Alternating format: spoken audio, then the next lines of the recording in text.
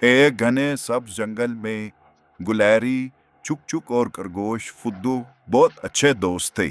وہ روز درخت کے نیچے بیٹھتے، ہنستے کھیلتے اور مزے سے دن گزارتے۔ ایک دن فدو نے چک چک کو کہا، چلو دوڑ لگاتے ہیں، دیکھتے ہیں کون جیتے گا۔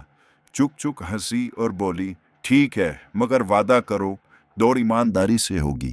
دوڑ شروع ہوئی، فدو بجلی کی طرح دوڑا اور چک چک آہستہ آہستہ مگر مسلسل دوڑتی رہی۔ دونوں کا جذبہ دیکھنے والا تھا۔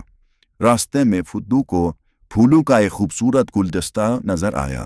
اس نے کہا، واہ، یہ کتنے پیارے ہیں، تھوڑا سونگھ لیتا ہوں، اور بس وہ وہیں رک گیا۔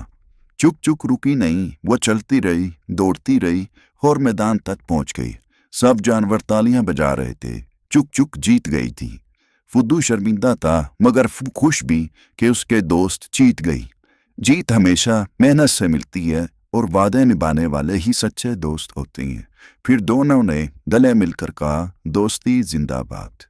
بچوں، ہمیں بھی ہمیشہ محنت کرنی چاہیے اور اپنے دوستوں سے کیے وعدے نبھانے چاہیے، کیونکہ سچی دوستی ایمانداری سے بنتی ہے۔